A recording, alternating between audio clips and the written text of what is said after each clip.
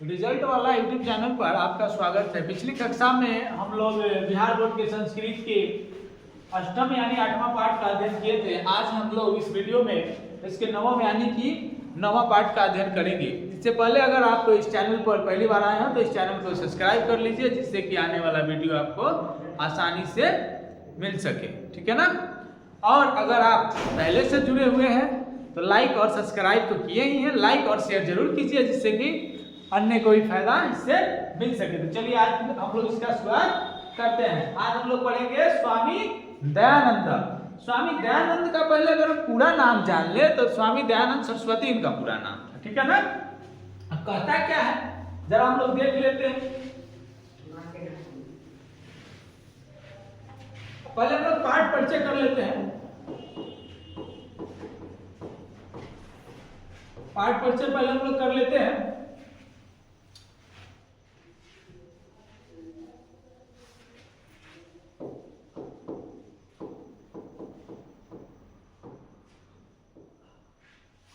कहता है आधुनिक भारतीय समाजस्य शिक्षाया सच महान उद्धारक स्वामी दयानंद। कहता है आधुनिक भारत में समाज और शिक्षा के महान उद्धारक स्वामी दयानंद। यानी आपसे पूछा जाएगा कि आधुनिक भारत में समाज और शिक्षा के महान उद्धारक कौन है, तो वो है स्वामी दयानंद, ठीक है। आर्य समाज नामक कन संस्थापनाया संस्थापनेन एतस्य प्रभुतम योगदान भारतीय समाजे गृहते। कहता है आर्य समाज संस्था, आर्य समाज नामक एक संस्था थी और इसके स्थापना में इनका बहुत योगदान रहा भारतीय समाज में। कहता है भारतवर्ष राष्ट्रीयता बोधोपि अस्य कार्य विशेष। यानी कहता है कि भारतवर्ष में यानी भारत में राष्ट्र हित के लिए यानी राष्ट्र में यानी राष्ट्र के लिए इन्होंने बहुत सारा विशेष कार्य किया है। यानी हमारे भारत के लिए उन्होंने बहुत सारा कार्य किया भी है। कहता है समाजे अनेका दूषिता प्रथा खंडित्वा शुद्ध तत्व ज्ञान से प्रचारम दयानंद अकरोत। कहता है समाज में अनेक दूषित रीति और प्रथा चल रहा था। हमारे समाज में बहुत सारे क्या थे, गलत रीति रिवाज जो दूषित था वो चल रहा था, उसको उन्होंने क्या किया, खंडित किया और शुद्ध ज्ञान तत्व का इन्होंने प्रचार किया। किसने किया, तो स्वामी दयानंद ने, ठीक है। अयम पाठ स्वामिनो दयानंदस्य परिचय तस्य समाधाने योगदानम च निरूपयति। कहता है यह पाठ स्वामी दयानंद का क्या करता है, परिचय देता है तथा उनका जो समाज को उद्धार करने में जो योगदान रहा है उसके बारे में हमें बताती है, शिक्षा देती है, या उसके बारे में यहाँ लिखा गया, ऐसा कहता है, ठीक है। तो पाठ परिचय में हम लोग जान गए हैं। यहाँ दो ऑब्जेक्टिव है, अगर इंपॉर्टेंट देखा जाए तो पहला है कि भारतीय समाज से दूषित प्रथाओं को किसने खंडित किया, तो आप कहेंगे स्वामी दयानंद। शुद्ध तत्व का प्रचार किसने किया, स्वामी दयानंद। फिर आपसे पूछा जाएगा आधुनिक भारत में समाज और शिक्षा के महान उद्धारक कौन है, तो आप कहेंगे स्वामी दयानंद, ठीक है। चलिए हम लोग अब पाठ के अंदर शुरू करते हैं पढ़ना। कहता है मध्यकाले नाना दूषित रीत्या भारतीयं समाजं अदूष्यं जातिवादकृतं वैषम्यं अपृश्यता धर्मकार्येषु आडंबर स्त्रीणां शिक्षा विद्वानां महित्या स्थिति शिक्षाया अव्यापकता इत्यादि दोषा प्राचीन समाजे आसन अतः अनेके दलिता हिंदू समाजे तिरस्कृति धर्मांतरम स्वकृतवन्तः। एतादृशे विस्मय काले 19वीं शतके केचन धर्मोद्धारका सत्यमेव शिषा समाजस्य वैस्मय निवारण का भारतीय वर्षे। कहता क्या है, मध्यकाल में नाना मतलब अनेक प्रकार के भारतीय समाज में दूषित प्रथा था जो समाज को गंदा कर रहा। जैसे अब हमारे समाज को कौन गंदा कर रहा था, कौन विष फैला रहा था, तो अनेक दूषित रीति और प्रथा था, ठीक है ना, वो हमारे समाज को गंदा कर रहा था, यानी दूषित कर रहा था। उसमें से क्या था, समानता, समानता का भेदभाव है, धर्म के आधार पर स्त्री को शिक्षा से दूर रखना, विधवा से जो है कि दूरी बनाना, यानी उनको मान नहीं देना, शिक्षा विहीन करना, अव्यवस्था इत्यादि दोष हमारे समाज में थे जो हमारे प्राचीन समाज को दूषित कर रहे थे। ऐसा दृश्य, एता दृश्य मतलब ऐसा दृश्य 20वें काले यानी 19वीं शताब्दी में चरम पर था। कहा था, चरम पर, हाँ ऐसा कहता, चरम पर था। दूसरा प्राचीन समाज है, यानी प्राचीन समाज में, हमारे समाज में क्या था, बहुत सारे दूषित रीति और प्रथा, जिसके कारण बहुत सारे दलित हिंदू समाज को क्या किए, तिरस्कृत कर यानी छोड़कर वो अपना धर्म परिवर्तन करना स्वीकार कर लिया, यानी धर्मांतरण, यानी दूसरे धर्म को उन्होंने अपना लिया। क्यों अपना लिया? क्योंकि हमारे हिंदू समाज में क्या था, कुछ ऐसी रीतियां थी जो उन्हें मानव की जंजीर की तरह बांधती थी। जैसे आपने देखा, विधवा से क्या करना, उनके साथ भेदभाव करना, स्त्री को शिक्षा नहीं देना, समानता का भेदभाव है, जाति के कारण उन्हें क्या करना, अलग करना। पहले तो जाति हमारे देश में चरम पर था, आज भी लगभग है ही, खत्म नहीं हुआ, क्या ऐसा कहता है। इन्हीं के कारण क्या हुआ, बहुत सारे दलित समाज के लोगों ने धर्म को परिवर्तन करना स्वीकार किया, ठीक है ना।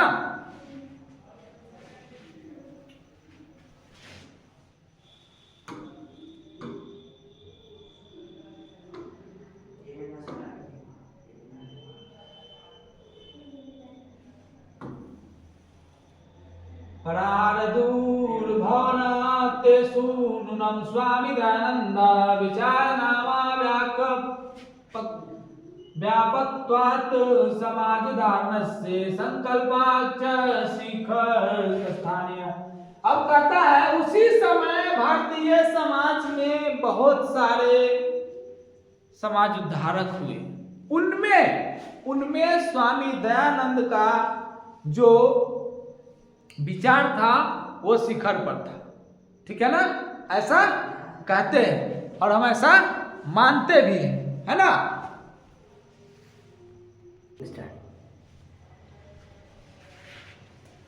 तो उनका जो संकल्प था यानी विचार था वो शिखर पर था, यानी वो चाहते थे कि हमारा समाज शुद्ध हो सके, लेकिन ऐसा नहीं हो पाया। कारण था कि बहुत सारे लोग इसके जो है कि पोषक भी थे, है ना, और हुआ कुछ हद तक मानेंगे लेकिन पूर्णतः नहीं।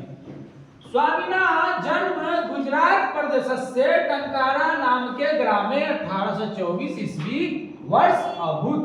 कहता है, स्वामी दयानंद का जन्म गुजरात प्रदेश यानी गुजरात राज्य, गुजरात प्रदेश के टंकारा गांव में हुआ था। क्या हुआ था? टंकारा गांव में हुआ था, यानी टंकारा नाम के गांव में उनका क्या हुआ था, 1824 ईस्वी में जन्म हुआ। यानी कह सकते हैं स्वामी दयानंद का जन्म गुजरात प्रदेश के टंकारा नाम के एक ग्राम में 1824 ईस्वी में उनका जन्म हुआ था। कहता है, बालकस्य नाम मूल शंकरा इति कृतम।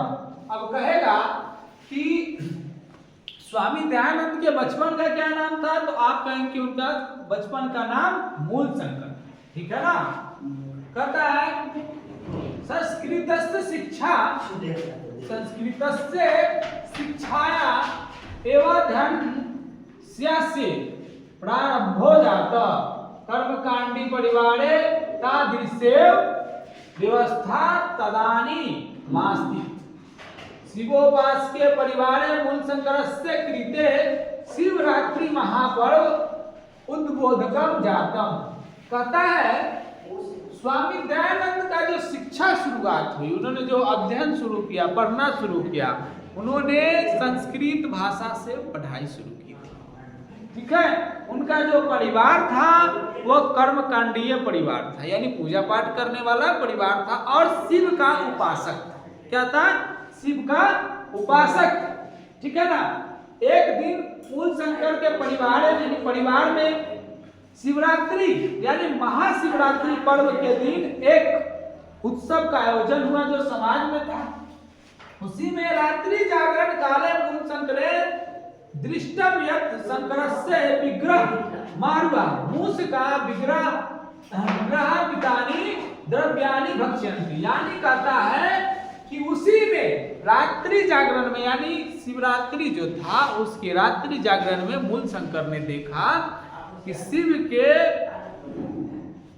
कह सकते हैं शिव के पिक्चर यानी शिव के फोटो कह सकते हैं, यानी छायाप्रति यानी मूर्ति भी कह सकते हैं। यानी शिवरात्रि के दिन उन्होंने देखा कि शिव पर चढ़ा हुआ फूल और प्रसाद को क्या कर रहा है? मूसक यानी मूसा, मूसका यानी मूसा, मूसा क्या कर रहा है? भक्ष यानी कि खा रहा है और गिरा रहा है, ऐसा वो कर रहा है। ऐसा देखकर ऐसा देखा उन्होंने। ठीक है ना। कहता है मूल शंकरो अचिंतयत यत् विग्रहो किंचित्कार वस्तुतः देव प्रतिमाया नास्ति। यानी उन्होंने देखा कि मूसा जब प्रसाद को खा रहा है और गिरा रहा है तो उनके मन में, मूल शंकर के मन में चिंतन होने लगी कि ये जो विग्रह कर रहा है, जो इधर उधर कर रहा है, जो कर रहा है कैसे कर रहा है, यानी देव प्रतिमा में शक्ति नहीं है। उनके मन में ऐसा विचार आया कि देव प्रतिमा में शक्ति नहीं है। वस्तुतः देव प्रतिमाया नास्ति। यानी वह उसके बाद क्या हुए? मूर्ति यानी देव यानी देवता, प्रतिमा मतलब उसके फोटो, यानी देव प्रतिमा के प्रति उनके मन में आस्था जो थी वो नास्तिक बन गई। वह मूर्ति पूजा पर यानी प्रति पर उनका क्या हो गया? अनास्था यानी नास्तिक हो गए। जो उनपे उनको विश्वास था कि ऐसा होता है, वो उस समय क्या हुआ? टूट गया और उनको पूरी तरीके से विश्वास हो गया कि देव प्रतिमा में कोई शक्ति नहीं है। रात्रि जागरणम विहाय मूल शंकर गृहम गत। उन्होंने रात्रि जागरण को छोड़कर अपने घर चले आए। आपसे पूछा जाएगा मूल शंकर रात्रि जागरण को छोड़कर कहाँ गए? तो अपने घर गए। तथा एवं मूल शंकरस्य मूर्ति पूजा प्रति अनास्था जातम वर्षद्वयं भक्तरे एवं तस्य क्रियाया स्वसुनिर्धनम जातम तत् मूल शंकरे वैराग्य भाव समागत। कहता है वो कहाँ चले गए? घर चले गए। तथा इसके बाद मूल शंकर के मन में मूर्ति पूजा के प्रति अनास्था जागृत हो गई, यानी जो आस्था थी वो अनास्था में बदल गई। कब? रात्रि यानी महाशिवरात्रि जागरण का जो एक आयोजन हुआ उसी के बाद उनके मन में अनास्था जागृत हो गई। और 2 वर्ष के अंदर में भी 2 वर्ष के अंदर ही उनकी बहन प्रिया का क्या हुआ? स्वनिधन यानी वो स्वयं मर गई। यानी 2 वर्ष के अंदर में उनकी बहन जो थी प्रिया, उसका मृत्यु हो गया। इसके बाद मूल शंकर के मन में वैराग्य भाव उत्पन्न हो गया और वो वैरागी बन गए। वैराग्य भाव उत्पन्न हो गया और वो क्या बन गए? वैरागी बन गए। ठीक है ना। गृह परित्याज्य विभिन्ना विदुषाम सता साधुरंच संकृतो रम्मानोऽसौ मथुरायां विरजाननस्ते अप्रज्ञा च सुविदुषा समीप मगतं तस्मात् अर्चग्रन्थाध्ययने प्रवतये विरजाननस्य उपदेशात् वैदिक धर्मस्य प्रचारे सतस्य प्रसारे च स्वजीवन्मसावपितान् यत्र तत्र धर्मण्डवनाम खण्डनमपि स चकार। अनेके पंडिता ते निपराजिता तस्य मते च दीक्षिता। कहता क्या है, जब उनके मन में वैराग्य भावना हुई तो उन्होंने क्या किया, घर को त्याग दिया, और घर को त्यागने के बाद अनेक ऋषि और गणों से वो मिले, साधु संतों से मिले। इस तरह मिलते हुए वो मथुरा पहुंचे। इसी क्रम में वो मथुरा पहुंचे, और मथुरा में वह बिरजानंद एक दास था, बिरजानंद एक साधु था। क्या था बिरजानंद? एक साधु था। क्या था? साधु कह सकते हैं। और ये आंख से अंधे थे। क्या थे? आंख से अंधे थे। आंख से अंधे थे। कौन थे अंधे? आंख से अंधे थे। बिरजानंद आंख से अंधे थे। उनसे वो मिले, और उनके पास जाने के बाद उन्होंने बहुत सारे ग्रंथों का अध्ययन किया, और बिरजानंद के उपदेश से पाकर वह वैदिक धर्म का प्रचार किए और सत्य का भी प्रचार किए। इसमें कहने के बाद उन्होंने क्या किया, बिरजानंद से उपदेश लेकर उन्होंने क्या किया कि वैदिक धर्म और सत्य के प्रचार के लिए अपना जीवन समर्पित कर दिया। किसके उपदेश के कारण? तो बिरजानंद के उपदेश के कारण उन्होंने अपना जीवन क्या किया, वैदिक धर्म और सत्य के प्रचार के लिए समर्पित किया। ऐसा यत्र तत्र धर्म। अच्छा पढ़े तो थे। कहता है यहाँ वहां धर्मों का प्रचार करते गए, जिससे अनेकों पंडित से उनकी मुलाकात हुई, जिसमें बहुत सारे से उनको वार्तालाप हुई, उनके मत कहे, इन्होंने भी अपने मत कहे, जिस क्रम में बहुत सारे पंडित इनसे क्या हो गए, पराजित हो गए, इनके विचार के सामने नतमस्तक हो गए। और उसके बाद उन्होंने क्या किया, इनके मत के अनुसार, इनके विचार के अनुसार इनके साथ वो भी चलने लगे। ठीक है, ऐसा कहता है स्त्री शिक्षाया विधवा विवाह से मूर्ति पूजा खंडन से अप्रियताया बाल विवाह से च निवारण से तेन महान प्रयास। उन्होंने स्वामी दयानंद ने स्त्री शिक्षा, विधवा विवाह के लिए, मूर्ति पूजा खंडन, यानी जो मूर्ति पूजा के प्रति लोग क्या थे, बार बार पूजा करना, उसके अंधभक्ति में पड़े रहना, इसके लिए, समानता के लिए, बाल विवाह के लिए, इन सब के निवारण के लिए उन्होंने महान प्रयास किया।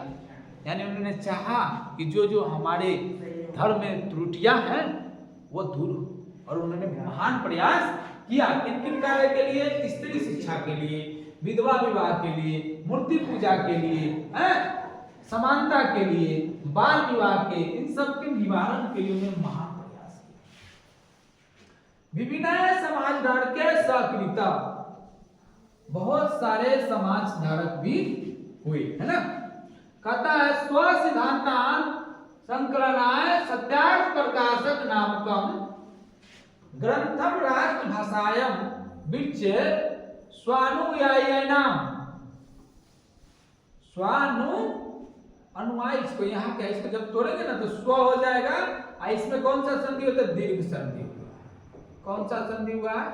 दीर्घ संधि हुआ है इसमें। ठीक है, इसलिए स्व अनुयायी यहाँ होगा। स महांत मुक्कारम चकार किंच वेदांत प्रति सर्वेषां धर्म अनुयायिनाम नवीन शिक्षा पद्धति मसाव वत शरीयत। स्वामी यानी स्वयं यानी अपने, स्वामी दयानंद ने अपने स्व सिद्धांता नाम कार्य विज्ञान 1875 ईस्वी वर्षे मुंबई नगरे आर्य समाज संस्थाया स्थापना कृत्वा अनुयायिनां कृते मूर्ति रूपे समाजस्य संशोधनस्य वर्धितवान्। कहता क्या है, ध्यान से सुनिए। कहता है उन्होंने अपने सिद्धांत पर एक सत्यार्थ प्रकाश नामक ग्रंथ का भी उन्होंने रचना किया। किसका किया? सत्यार्थ प्रकाश नामक किया, जो राष्ट्रीय भाषा में था, जो उनके महान अनुयायी के द्वारा यानी उनके लिए लिखा गया, समझाया गया। वह वेद वेद को जानने वाले, वेद के प्रति अपना दया भाव रखने वाले, उनके मन को आकर्षित करने के लिए यानी उनका ध्यान आकर्षण करने के लिए उन्होंने स्वयं वेद भाषानी यानी वेद के जो भाषा थी वो संस्कृत हिंदी यानी दोनों में उन पर आधारित कई पुस्तकों का उन्होंने रचना कर दिया जो वेद के ही आधार पर था। ठीक है ना, किसके आधार पर था?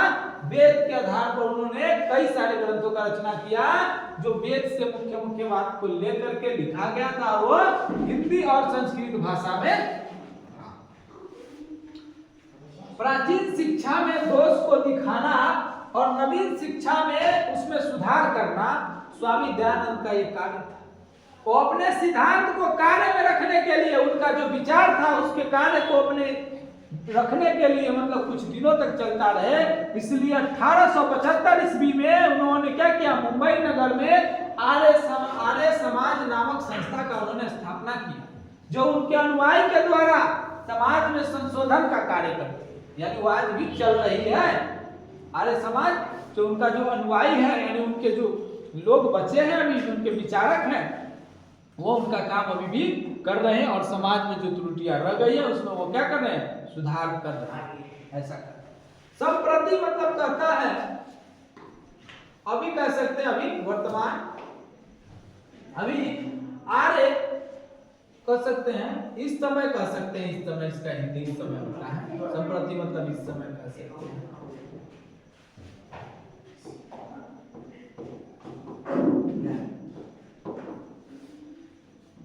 इस समय आर्य समाज का शाखा मतलब उसका जो ग्रुप का जो होता है ना कि यहाँ उसका ब्रांच हो गया, वहां ब्रांच, एक बैंक होता है जिसका कई ब्रांच कहता है। इस समय आर्य समाज का शाखा पर शाखा देश में और विदेश में भी है, जो प्रत्येक नगर में, देश प्रदेश के प्रत्येक नगर में आपको आर्य समाज का शाखा आपको मिलेगा।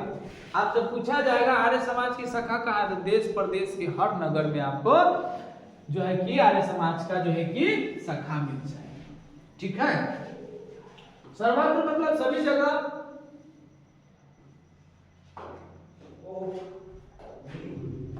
सर्वत्र समाज दुसानानि शिक्षा लानी च शोधयन्ति, यानी सभी जगह क्या करती है, सभी जगह क्या करती है, समाज में जो दूषित रीति रिवाज है और शिक्षा में जो कमी है उसमें शोध करती है और उसको बताती है कि इसमें हमें क्या करना चाहिए, सुधार करना चाहिए, है ना।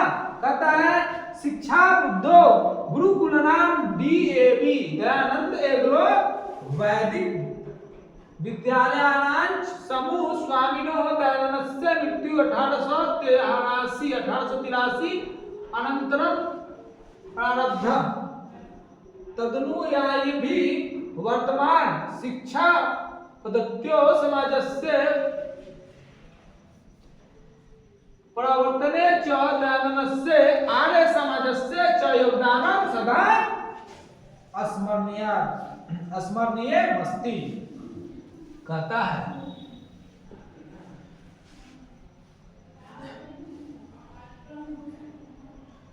उनकी शिक्षा पद्धति पर एक DAV नाम का विद्यालय चलता है जिसका नाम है दयानंद एग्रो वैदिक, उसका फुल फॉर्म जो उनके विचार पर चलता है। स्वामी दयानंद के मृत्यु के बाद उनके अनुयायी के द्वारा यह जो विद्यालय है चलाया जा रहा है।